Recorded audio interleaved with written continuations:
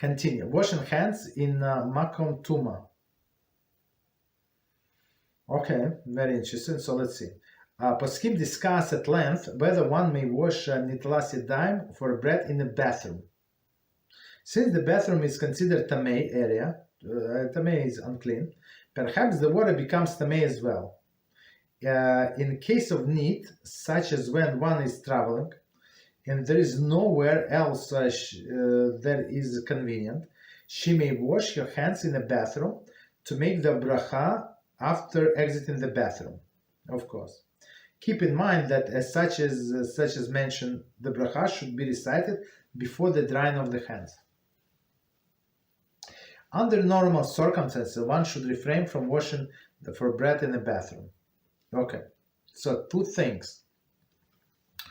There are different washing of the hands. One is for bread and one is after the bathroom.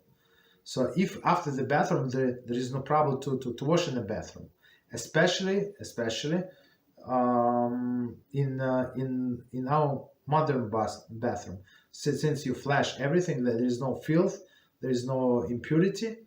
So of course you wash in the bathroom, and but you go out to say the blessing. Nobody say the blessing inside of the bathroom. That's understandable, right?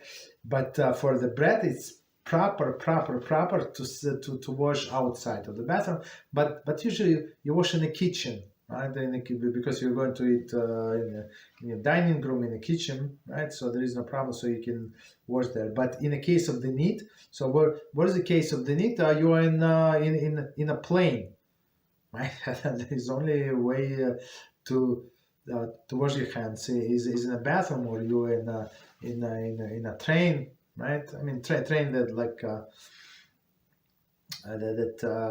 that you travel for a long time, not for short commute trains, right? So let's say you travel for 18 hours, 20 hours in that train, yeah. So that you go to the bathroom, you can wash there. There is no problem.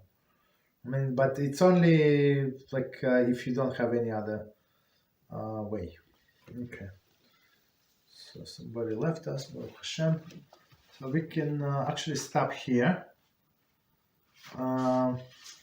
So one more time. For bread, it's preferable not to wash in the bathroom, but after the bathroom, yeah, you can wash there, but you never say the blessing inside of the bathroom. So she takes the towel with her, and because we said what? You wash the hands, then you go out, and then you say the blessing, right? But okay, and then you dry your hands. That's the procedure.